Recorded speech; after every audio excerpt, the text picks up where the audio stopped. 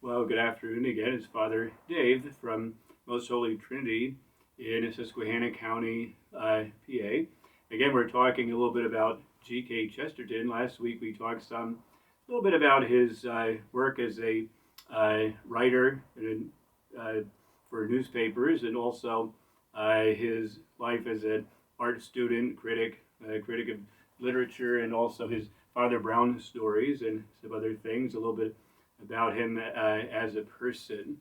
One of the things that Dale Ahlquist, who is a person who wrote a lot about G.K. Chesterton, would say, and when it came to his career as entering into debates with different people, to debate with Chesterton would be to lose. He was very, very knowledgeable, and usually he would be debating mostly about the faith. Often it would be with someone who professed to be an atheist or an agnostic. He would kind of tease the person who maybe was professing to be an agnostic, because he would say, you're professing to be ignorant, because it just means that I don't know if God is there or not. But he did debate some very famous people. H.G. Wells would be one, and he was actually a very jovial person, even with those he disagreed with. He would try to do everything in charity as a holy person, which he was.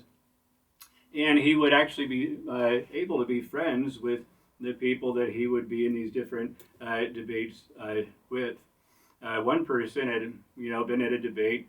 One of the professors listened to him, and he was very, very impressed. And so he would bring students to visit with Chesterton, and they would hear him speak, and just to kind of learn from him some of the different things he knew about literature. And when they were done with one session, the professor asked Chesterton, "Do you know anything about the poet T.S. Eliot, who was just at that time writing?" He was kind of new. And Chesterton immediately began to quote a long passage from the poem Ash Wednesday. And the professor was very, very impressed with that special gift. Another time, a person who was in a debate with Chesterton said, "I don't think St. John Newman agrees with your position." Now, that would be to St. John Newman from England, the cardinal, who was also a convert to the faith, not our Bishop Newman from Philadelphia, who's also a saint. But Chesterton just simply said, "Oh, you're not going to get me on Newman." And he went on to quote extensively from Newman's writings, positions that supported his. Another time, someone challenged him. He was able to quote the Magna Carta in the Old English. And so he was, a very tremendous person in speaking. Another would be his public speaking. He was one who traveled extensively as a speaker, came to the States, went through quite a bit of the United States, and one of the places he visited when he was here was the Notre Dame out in Indiana. And he was present, if you're a Notre Dame fan, Chesterton was present with Knute Rockne for the dedication of the new football stadium. So Chesterton was there for that, who had never actually seen a football game. But while he was at Notre Dame, he gave two series of lectures, 18 lectures apiece, on Victorian history and culture, and the other one on Victorian literature. And each one had a capacity of 500 students there attending all of those lectures. Some of the students took notes, and it's preserved in the archives out there. At the end of his stay, he was actually awarded an honorary doctorate from Notre Dame, and so he has a connection with the university there.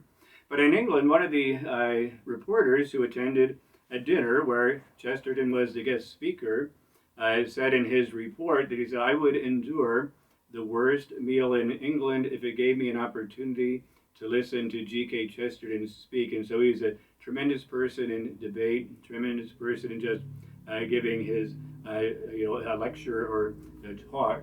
He's also very funny, witty, just off the cuff. He would talk about a lot of things. If he's talking about pride, he might say one of his quotes that, the angels can fly because they take themselves lightly. Or maybe if you're going to go to buy a home and you move into a neighborhood, you should look for the homeliest house there, so when you look out the window, you don't have to see it. So he had some great wit.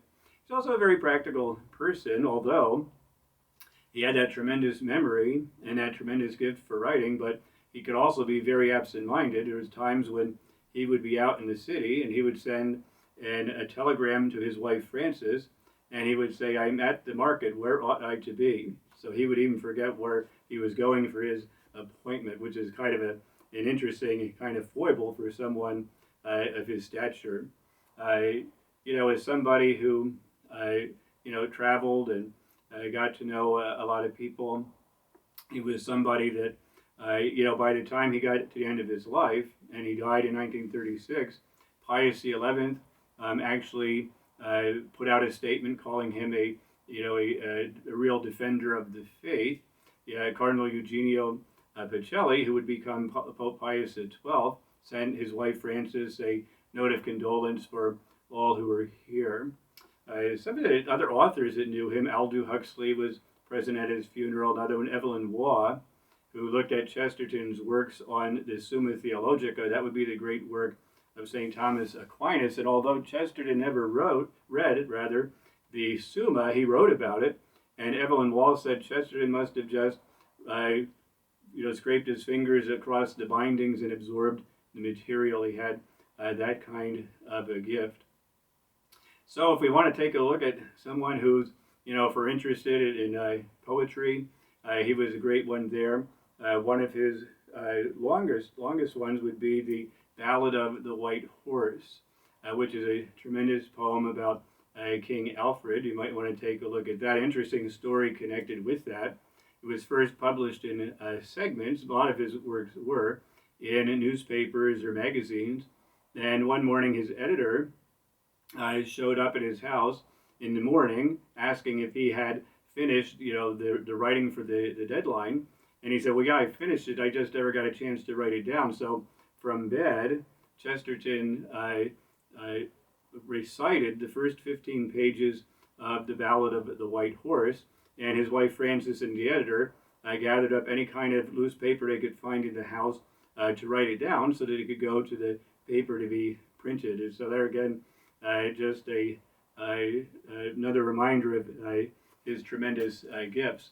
Also, when it comes to getting up in the morning, one of his good quotes was, "Sunrise is an everlasting glory, and getting out of bed is a never-ending nuisance." So he was a guy who liked his comforts. He was a guy that, he was big, but they say he wasn't that big of an eater, but he really enjoyed food and cigars and other things like that. And one comment of one of his friends they said, "We need more fat saints."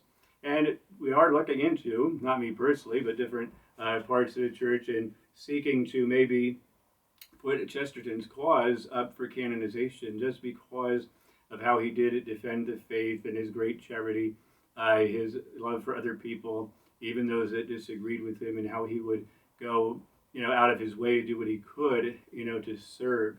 He certainly loved his church.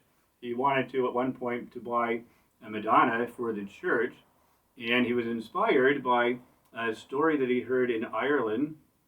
He heard about a person who was far off in the wilderness hiking, and he came across this very beautiful peasant woman, barefoot, carrying this baby, and so he just was surprised to see her there. So he asked her, "What's your name?" And she said, "I'm the Mother of God, and this is Himself, and this is a child that all are going to want at the last."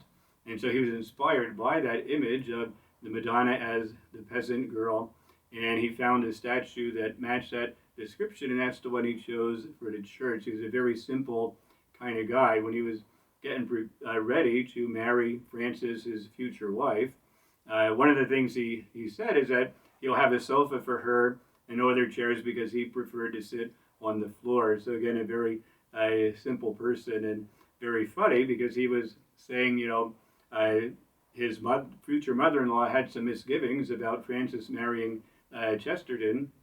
And so he wrote to Frances and he said, "Don't worry, your mother would be nervous even if you were engaged to the archangel, not Gabriel, but St. Michael." And he said, "And St. Michael is taking his loss very well." Well, we're going to stop there for today, and we'll maybe get back together again before too long next week to talk maybe a little more about GK or maybe some other authors that we could maybe look at during these days of our sheltering in place just something that can enlighten us and maybe bring some joy and a deepening of our faith. God bless. Have a good day.